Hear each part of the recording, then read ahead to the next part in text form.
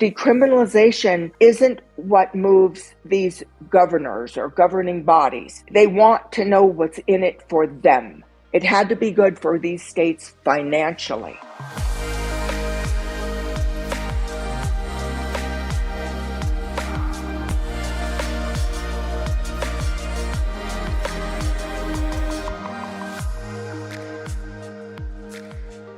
Welcome back to On the Horizon. This is Melrose Michaels. I am your host, and I'm here to share what's worked for me in building my adult creator business to try to make building yours just a little bit easier. Let's get into today's episode. Today, for those who are tuning in, we are diving into a world that few truly understand.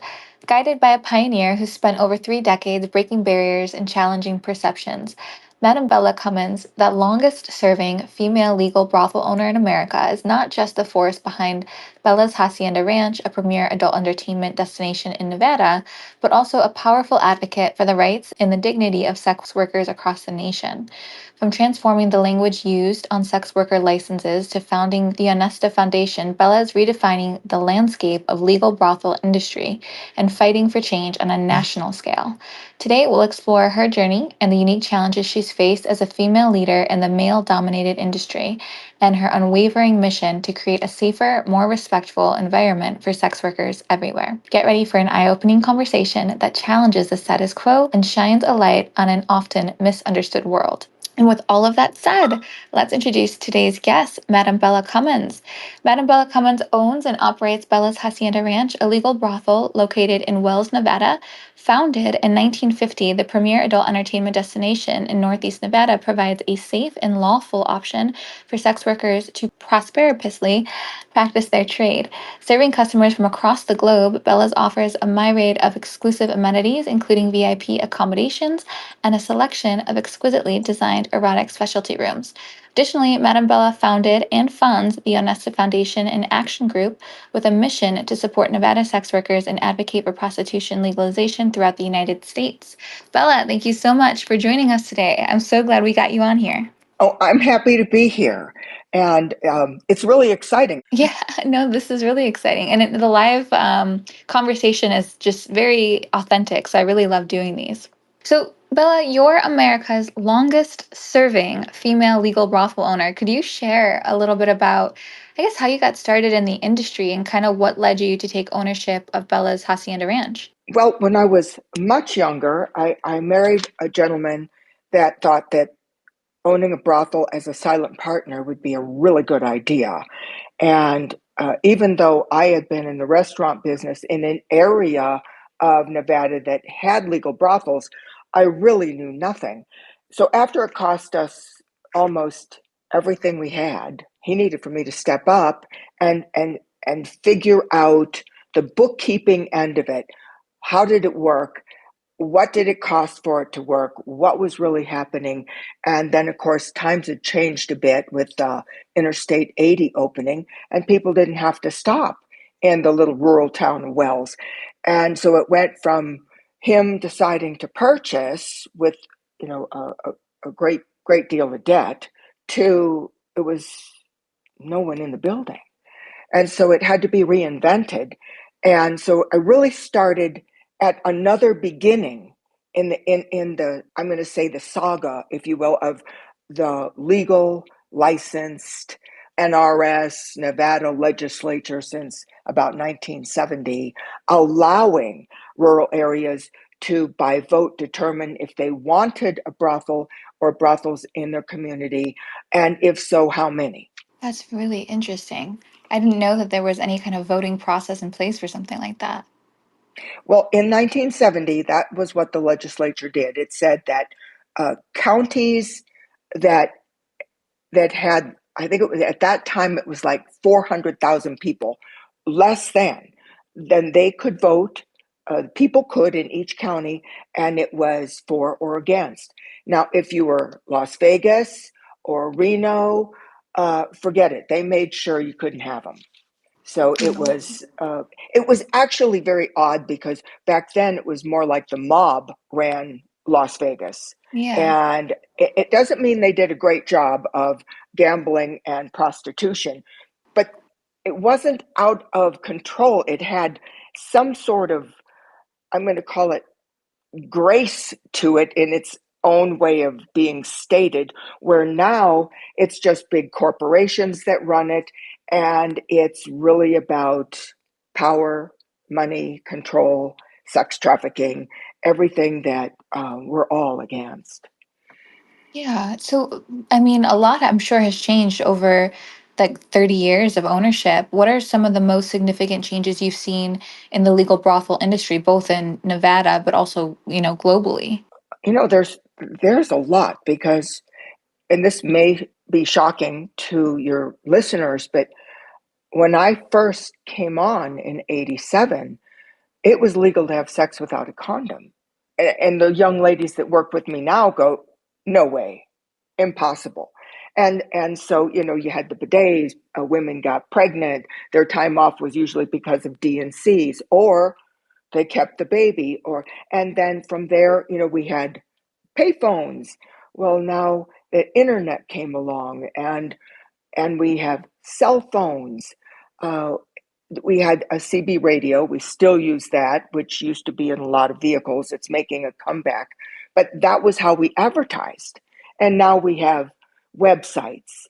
And the HIV came along. And that didn't happen in the legal industry. That happened out there, probably in a lab. And so everyone thought that brothels would just die because, well, now it was mandatory to use protection. Well, initially it was really awkward because condoms were either animal skin or really like a rubber product. And so guess what happened? Condoms had to evolve, lube had to evolve. I'll even plug Laurel panties for like the sex, below the waist on a woman. And so all these things had to change. And that was really good because, in the legal industry of brothels in Nevada, we have never had a case of AIDS. And everyone's medically tested. So there is public safety is attained. We're a good thing. And that's one of the reasons I'm probably still here as the world's longest serving madam. I am glad they added living because otherwise I'd be deceased. No, it's interesting to reflect on all of the differences because I mean, 30 years, you're talking all of these different generations with different, policy, different societal norms, different medical and safety precautions and technologies available. So I'm sure a lot has come and gone. I'm kind of curious because being a female brothel owner in a predominantly male industry in itself is really unique. Are there challenges like that you have faced that I guess and how did you navigate them? I started in my 30s, all right, and people like Joe Conforti and Sally Conforti, they were still alive. A lot of the madams that began these rural brothels were still alive. As a matter of fact, Helen Carter was still alive, and she worked to share her expertise with me, but I didn't understand, and so it was with hindsight that I realized what she was saying to me, because back then, in that very beginning, there was still, this big problem with pimps and ladies were on the street, and mostly their decision to be in this industry wasn't by choice, and it was manipulation, like all the way across the board, and then now to watch it go into this OnlyFans era where there really isn't any human contact. And so I've watched porn evolve. I've watched all these things, and then the pandemic, where brothels were shuttered for some of them for way over a year, maybe a year and a half.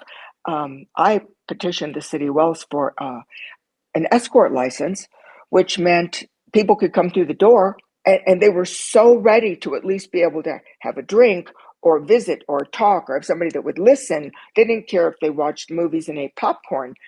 People changed during that time, mentally, physically, emotionally, and probably spiritually, because that driving us apart created something that we were never meant to be. Uh, at as a human being. Yeah, absolutely. The lack of connection was something I think we all experienced so dramatically that coming out of that era, we really, either people are struggling with reconnecting in that social aspect of themselves again, or also just struggling to get out of isolation to rebound from that. Well, they did a very good job when they discovered how easily we were to control, and Mm, how many people were really based in this whole concept of fear, or that somebody else was going to take care of them. And so when I looked at that time of the pandemic, you know, it wasn't a sexually transmitted disease. All these other places that were allowing people in and out seemed to be a whole different group of businesses. And it seemed as though anyone that was not a mom and pop kind of situation, but smaller, was put in a challenging situation to see if they could thrive and or survive. And a lot of the ladies that were typically courtesans in brothels, some went into escort independently out there. There were those that did not, and they had all their savings like at the bottom before I managed to get the door open as an escort. And yet I'll tell you, the clients were they were they were so generous that all the ladies that I'd housed during that whole 8 months before I opened, it was like my cards were just being maxed out. And then, honest, I'm thinking in about a month to 6 weeks, my cards were down to zero. People just want to be with other people. And that was another sign that people weren't wanting to manipulate one another. They just needed contact, they needed interaction. absolutely. Absolutely. I think this is a good kind of segue because we're talking about, you having to get that escort license, and this also takes us into the language on license. I'm wondering if you can explain kind of like, because you're advocating for changing the language on sex worker licenses in Nevada, what is that current language? What are you advocating to change it to? And just kind of informing us a little bit and everyone listening. And that's really a good question. Every county has a code, all right, or an incorporated city in my case. And those codes have a label for workers, all right, for ladies. In Wells, up until tonight, it's prostitute, all right. In Elko, which is still in Elko County, as the city of Wells is in Elko County too, but they call them sex workers in their code.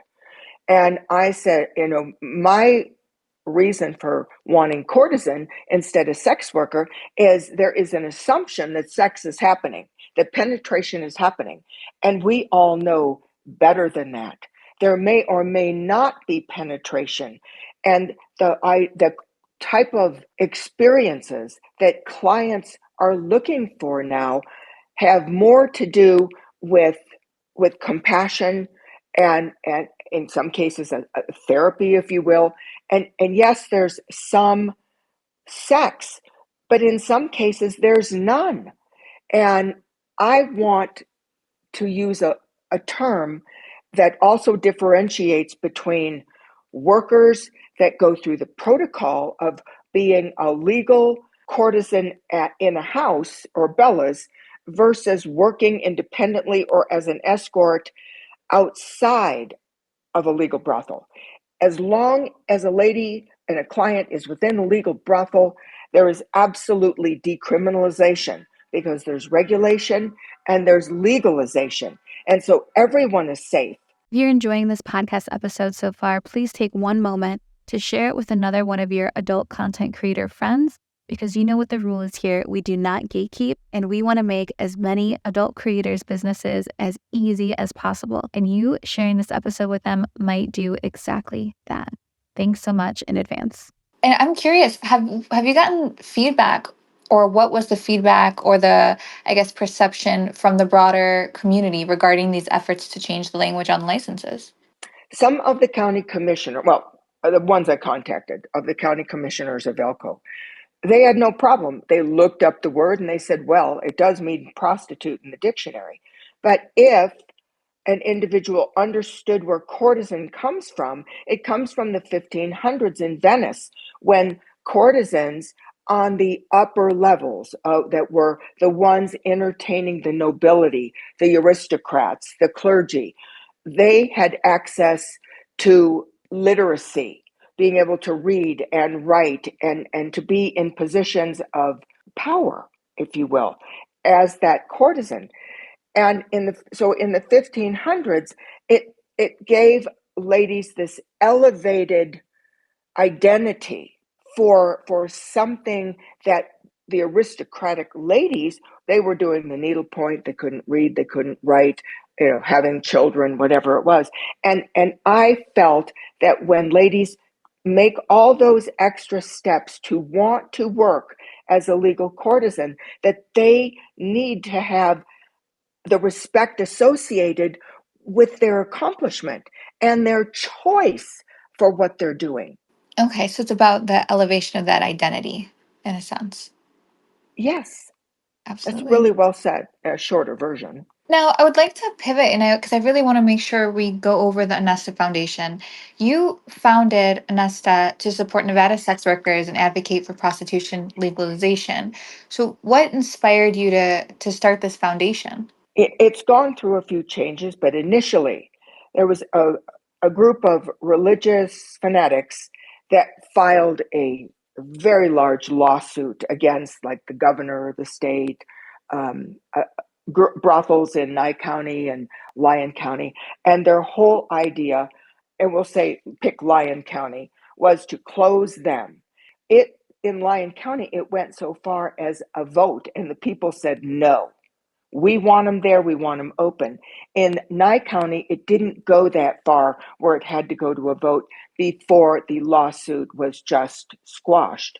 And I wanted to support those brothels. And so that was initially the creation, that I was supportive, and there was a reason we were legal and the people wanted us here. What right did anyone have to overturn something that had been voted on in early 1970s? And then after that, it went to a different area where a legislator named Leslie Cohen decided that brothels weren't being run properly. And there were all these reforms that needed to happen. And I said, oh, wait a minute, the ladies should have a representative. Well, I didn't see a male owner being able to be a representative. So I thought, okay, I'm Madam Bella. I've been here a very long time. Speak out. I have your back, if you will. And COVID came along and the bill went away. And so it had to transform again into a site that now is, informative. It has a research base to it. And for anyone that's looking for, I'm going to say, the information on a rather novice level, because it is dealing with the legal part that's been created in Nevada. That's so cool to hear the evolution of like where it started versus what its primary goals are now. What have been, I guess, some of the most successful initiatives with Anesta so far? And then also, I Uh, guess, what's on the horizon of what you guys want to accomplish? on the horizon is me being able to speak to legislators or the governing parts of states to help them understand. I am never Onesta, and me speaking for Onesta is never asking them to be pro sex work. It's asking them to be pro business, a business that is the largest industry in the world, the largest non-taxed industry, the most understood industry, and the fact that it would provide public safety. It would help with the revenue and the licensing of other rural counties. And so it's letting me be the person that says, this is why you want to have businesses in your state that will provide revenue. And I know there are many organizations that are after decriminalization. And that's a wonderful thing to want that. I have it because of regulation and legalization. But decriminalization isn't what moves these governors or governing bodies. They want to know what's in it for them, what's in it for the state, what's in it for the community. The only thing can be licensing and taxation.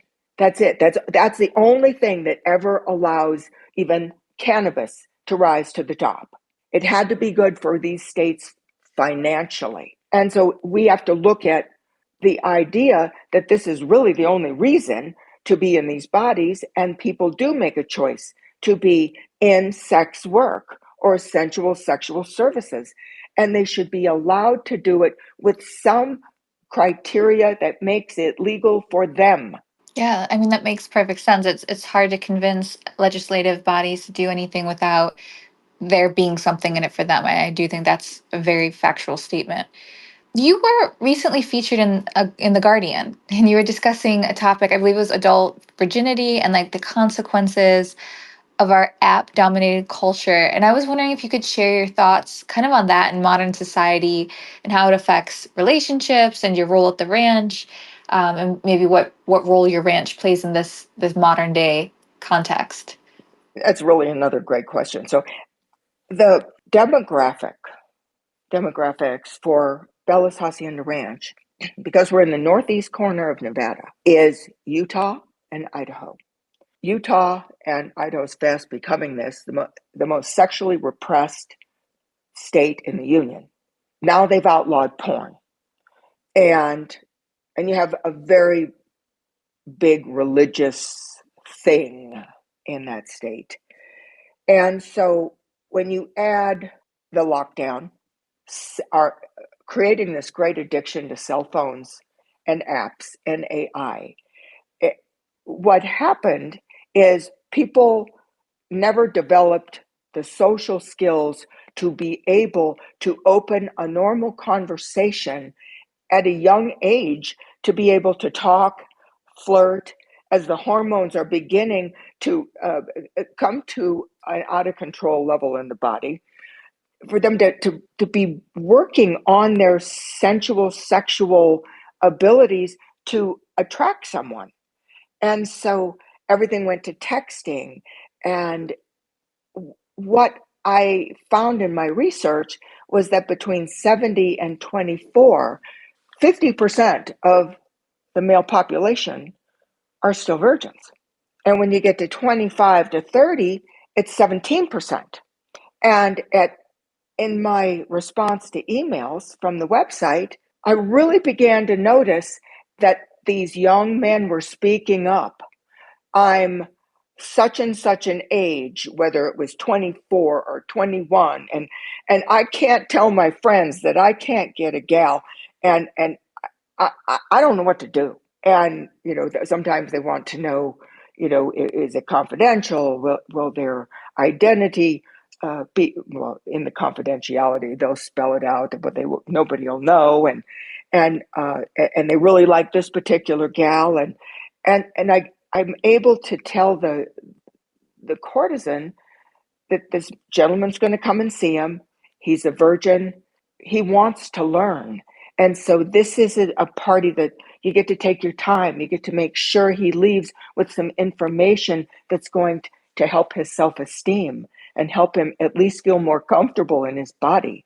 So this particular idea of bringing it to other people's attention, as the whole AI, cell phone, OnlyFans, all of those things where there's no touch, continue to evolve. How are we going to evolve correctly as a human being and still be able to have relationships? More and more couples, they aren't buying homes, they aren't having children, they aren't getting married, or if they have a child, they don't get married. Everything has changed, and I've watched it appear to be attached to a device that really has become the latest addiction. That's for sure. I mean, I think it's interesting because I guess this era that we're in, this social media era, it certainly has changed the way people view and seek intimacy. And I'm curious if you feel like this affects kind of the demand on services at Bella's Hacienda Ranch. It absolutely has created a larger customer base. And it's even amazing how many gentlemen come in and they want to know how to really love a woman sensually and sexually. Do you feel that there's this like real education component that your courtesans are providing, like that's a key pillar in what their role has evolved to become at this phase of society? Absolutely, it has evolved. And because people have relationships that break their heart, all right? And let's say it happens when they're young, uh, and it's as if they wait about 5 years and then they come in and go, I can't do this celibate thing. And they want to heal. And so there's so much therapy, compassion uh, that goes that goes into the experience that it looks as though that is why people require more time with the courtesan. It used to be it was a little shorter experience and it was only about sex. Now it's really about healing and evolving in a larger percentile. That's really fascinating. I think that when people envision legal brothels, that's these are the things that they don't consider. You know, they're not considering the human connection and the ability for touch to heal or to be therapeutic. Not that that's only what it is, but that's a huge component to what it is. And I think that often gets left out of these kinds of conversations. Well, it's certainly left out of the conversation of how the basic country looks at our industry because they think it's some sort of a wild sexual orgy, out of control, that there's something tarnished about it instead of what you and I are just talking about. Yeah. But there's no way to tell them that unless they listen to what you're doing right now. Yeah, and into your message. I wonder, what do you envision for the future of Bella's Hacienda Ranch? Like, are there any projects in the works, expansions or considerations that you guys are talking about internally? Like, what's on the horizon for you guys? Uh, we are always under, I always call it like a redecoration, which means, as certain industries that have sex or happy endings evolve out there outside the brothel, well then, suddenly there's a need for a massage suite where, well, whatever gets to happen that might happen at a massage parlor can happen right there. However, no one would know if you're having that or just a massage. And so it sets people's conscience in a different direction because, well, I just had a massage. The friend that came with him would never know, except he'd have this glow, wouldn't he? Yes, he would. Great massage. I love that. Is there any advice maybe that you would offer someone or especially women who might be consider entering the legal brothel industry? I have suggestions. The idea of being in service to someone else has really nothing to do with money. However, money is exchanged. And so it's important that whether it's a young woman, a young man, a young transgender, whatever it is, why are you wanting to be in service to someone else? Because there's always an exchange of energy. There's something that is supposed to happen between the two people. It doesn't mean that either one of them understands what the other one experienced, but something happens. And so it's important that whether it's an actual sexual act or a sensuous act or something that's incredibly compassionate, that if someone that's in the sensual sexual service industry understands that if they are there authentically, the money automatically comes. Interesting. I love the way that that's stated and phrased. And I like that you emphasize being in service. because I think that's often not framed that way with our work, our lines of work. Yeah. Is there anything, Bella, when you look back at your career, like that you hope your legacy will be to the world of, legal brothels or the sex work industry or your advocacy? Is there part of your career that stands out that you want to underline your legacy? Um, I'm a very strong woman, and I was willing to face adversity and judgment, and I would want to be remembered as someone that genuinely, authentically cared about the evolution of others in a very unusual industry. And that would be the courtesans, but the clients as well. And that I've been helpful in helping people understand how to be human correctly. And that we really came here to be sexual beings. And can we learn to do it correctly where no one gets manipulated and we become individuals for the short time we're in these bodies that can really look in the mirror and love ourselves.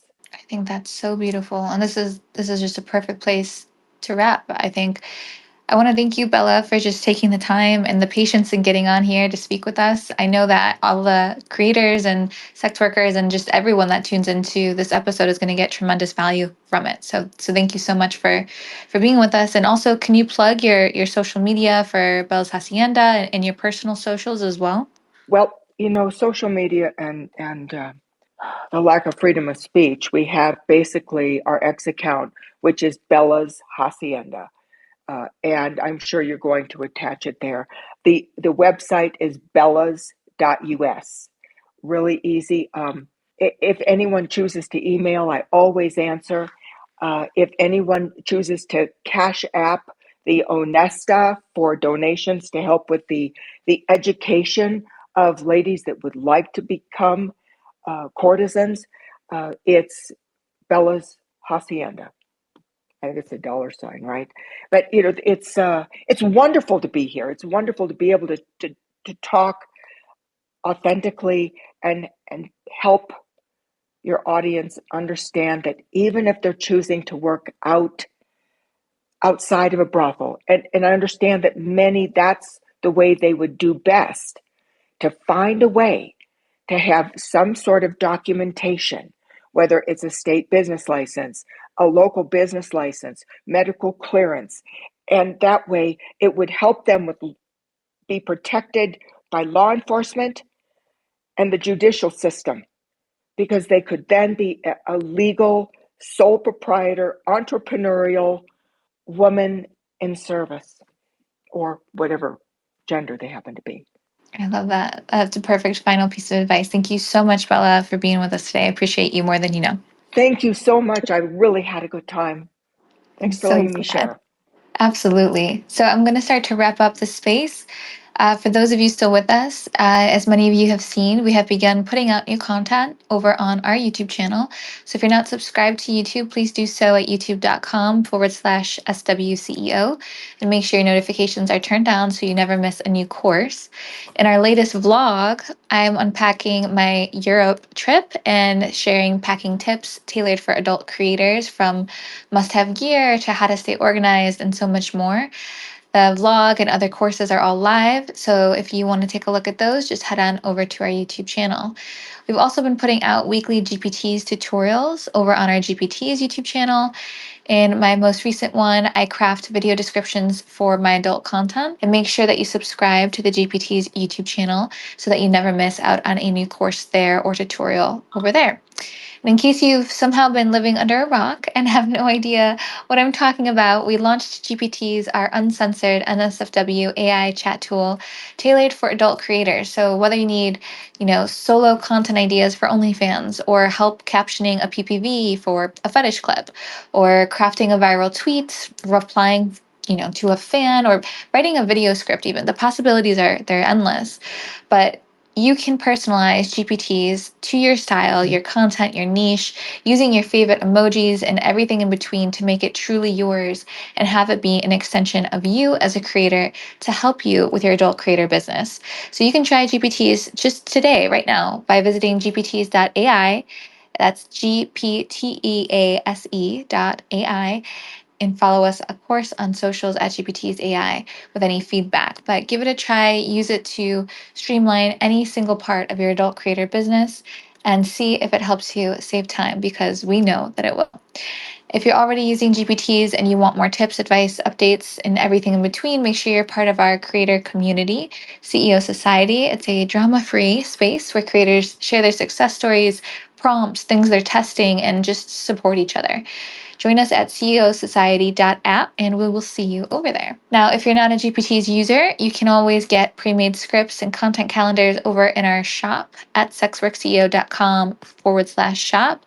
We launched the store website for everyone that prefers the PDF downloadable format of things, and there's even some free downloads waiting there for you as well.